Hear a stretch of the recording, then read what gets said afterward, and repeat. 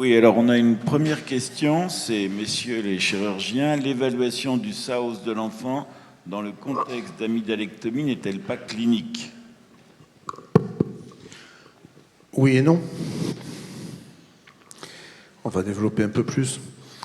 Les syndromes d'apnée du sommeil de l'enfant, il y a 3 catégories. Il y en a une première qu'on va éluder rapidement, c'est le syndrome malformatif complexe. On ne peut pas se fier à l'interrogatoire et on est dans des procédures complexes qui sortent des amygdales végétation et on a recours à des enregistrements. La deuxième, où même après amygdale, ça ne peut pas se fier à l'interrogatoire, c'est l'enfant obèse. Et ces enfants obèses passent systématiquement dans un management à part. Fort heureusement, la plupart des enfants qui sont de type 1, sont des enfants qui ne rentrent pas dans les 2 premières catégories, où on sait que globalement, le succès pour enlever les amygdales végétation est excellent, mais n'est pas à 100%. N'est pas à 100%, on est dans une réelle maladie chronique un peu plus complexe que boucher-déboucher. Et il y a d'autres facteurs qui interviennent dans la pérennisation. Alors je réponds quand même à la question. On se fie chez ces enfants en type 1, alors que ce n'est pas le cas dans les types 2, type 3 à l'interrogatoire.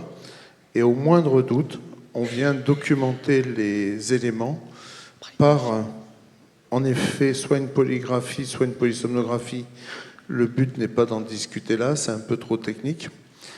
Après, savoir quel indicateur on retient de ces enregistrements, c'est là aussi un sujet un petit peu évolutif. Donc pour répondre à la question, la clinique prime dans les types 1, que ce soit au niveau de poser l'indication, que ce soit au niveau du suivi post-opératoire. Merci. Moi, j'ai 3 questions pour 3 des orateurs. Premièrement, la place de l'IPA en IDG de cancérologie, les critères de sélection pour les thyroïdectomies et enfin, comment réduire le taux d'annulation chez les petits-enfants, même si ceci sera abordé par nos anesthésistes cet après-midi. Emmanuel. Alors l'IPA, moi j'aimerais bien en avoir, hein, mais on n'en a pas pour l'instant. On a une infirmière de coordination, ce qui est déjà pas mal. La place de l'IPA en cancérologie, en ambulatoire, je ne peux pas encore la préciser. Je la vois plus dans notre pratique quotidienne, où elle va être plutôt avec nous pour les suivis des patients qui ont un cancer. C'est surtout là. En HDJ, on n'a pas encore défini, parce que l'IDEC remplit parfaitement cette mission-là.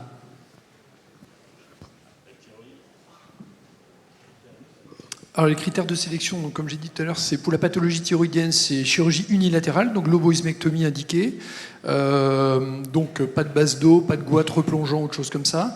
Privilégier les patients qui ne sont pas à risque d'hématome, donc plutôt les patients qui n'ont pas un cumul de tous les facteurs, c'est-à-dire HTA, obésité, etc. Bon, c'est anticoagulant, a fortiori, ceux-là, il ne faut pas les prendre en ambu. Et puis sinon, en dehors de ces critères, tous les patients sont potentiellement faisables en ambu, en fait. Hein. Donc ensuite, il faut se faire son expérience et graduer les échelons et forger l'équipe en commençant par des patients très très simples dont on est sûr, et puis on peut élargir un petit peu. Excusez-moi, je prends la parole sur la même question. Je suis là, mais c'est pas très grave. Par rapport à la thyroïdectomie totale, puisque vous disiez tout à l'heure qu'on ne pouvait pas privilégier, en tout cas le moins possible, les thyroïdectomies totales, mais qu'on pouvait quand même sélectionner, il pouvait y avoir des patients sélectionnés. Quels étaient les critères qui pouvaient du coup inclure, à part le risque potentiel d'hématome plus induit par des traitements par exemple, et est-ce que la distance du lieu d'habitation par rapport au lieu opératoire, quels étaient vos critères quand c'est possible de faire une thyroïdectomie totale, ou est-ce que ça ne l'est pas du tout finalement au vu de ce que vous dites, puisqu'on privilégie les hémithyroïdectomies? C'est une excellente question. Effectivement, le passer de la loboïsmectomie unilatérale à la thyroïdectomie totale, c'est déjà un pas quand même assez important en ambulatoire en chirurgie thyroïdienne. Donc il faut être quand même très prudent. Et en effet, c'est des patients très sélectionnés. Donc tous les critères que j'ai énoncés avant pour l'unilatéral sont valables pour la totale, bien sûr. Et en effet, Ça peut être la proximité du patient. Donc, moi, je travaille à Rennes, donc effectivement, je privilégie dans ce cas-là les quelques patients qu'on a fait en thyroïde totale. C'est des patients qui vraiment habitent Rennes. L'autre chose pour la thyroïde totale, c'est qu'il faut vraiment un contrôle absolu de la PTH et de la calcémie post-opératoire. Hein, c'est ça le risque principal.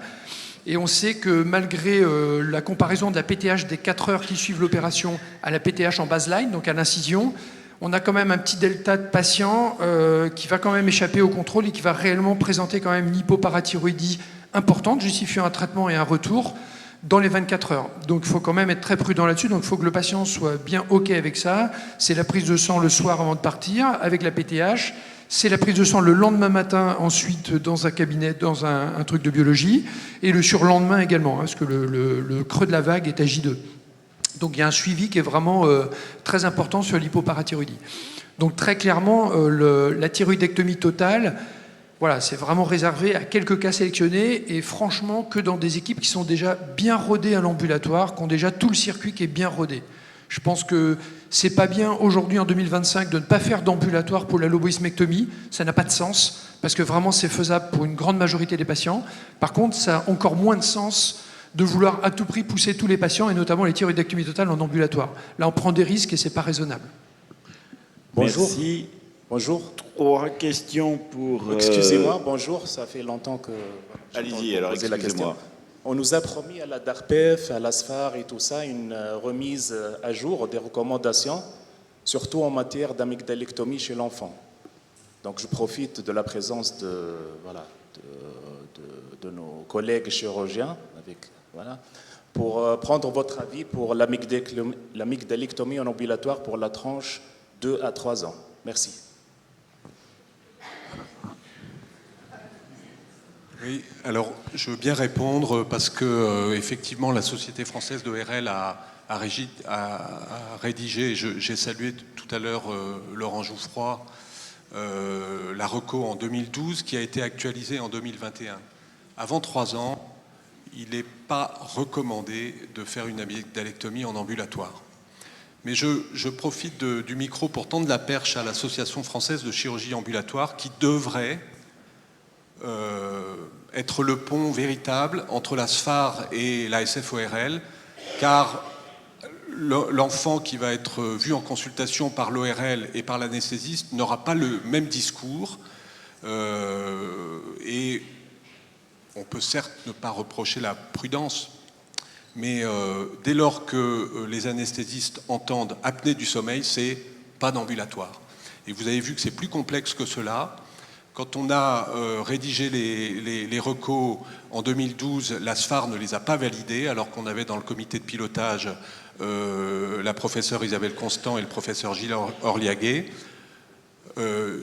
Mise à jour en 2021, et en 2021, on a eu le même souci, la SFAR n'a pas validé. Et donc je pense que c'est le travail de l'Association française de chirurgie ambulatoire que de valoriser cette question pour essayer d'éviter les blocages. Parce que, on l'a dit, la place de la clinique, hein, dans un groupe conséquent d'enfants qui sont éligibles à l'ambulatoire et sur des critères cliniques. Bonjour, je me permets aussi d'intervenir. Mathilde Quérault, je suis anesthésiste réanimatrice à Lyon, à l'hôpital Femme-Mère-Enfant. Je fais partie de l'ASFAR et de la DARPEF.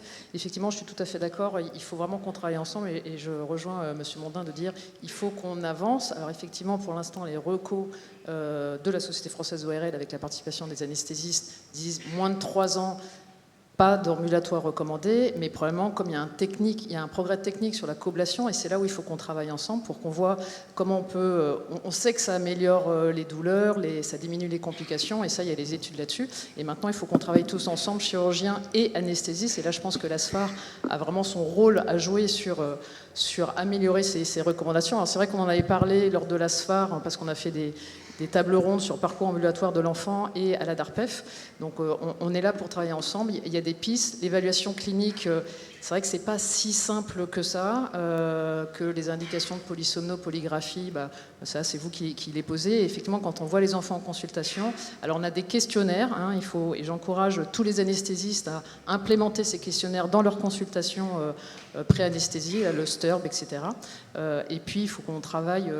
justement, il faut qu'on discute ensemble. Les patients ne sont pas les mêmes dans les CHU, dans les privés, dans les périphériques, certains, hein, mais il faut qu'on travaille ensemble. Il y a des données, et juste un mot sur les recommandations de l'ASFAR. On a une méthodologie bien cadrée, et justement, il nous faut des articles, il nous faut des études pour justement avancer et encore améliorer la prise en charge de l'enfant.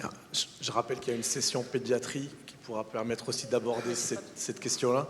Je reviens sur une des questions qui a été posée dans le chat pour le docteur Ebod. C'était par rapport à l'organisation pratique. Est-ce que c'est des IBOD ou des IDE qui vous accompagnent? Le séjour GHS pour la valorisation, le niveau ISO pour la salle de bloc. Et moi, du coup, ça me pousse à une réflexion plus globale. Est-ce que le bloc en dehors du bloc, c'est juste un bloc optimisé avec un patient debout, avec plus de brancardage, avec toutes les contraintes qu'on a de j'accède au bloc, un peu comme prendre le TGV et prendre l'avion. Vous voyez la différence? Alors oui, effectivement, donc c'est des infirmières, c'est des IDE qui sont avec nous, mais qui sont passés au bloc pour se former, pour voir comment ça marchait un bloc opératoire. Et donc on a une aide-soignante effectivement. Et alors la salle ISO, j'avoue que je ne le sais pas exactement, mais effectivement c'est ça, c'est un ultra fast track, donc il n'y a pas de brancardage, il n'y a pas de plateau repas, c'est dans des locaux qui sont vraiment optimisés avec une marche en avant. Et le GHS, oui, c'est le même que pour un séjour d'ambulatoire.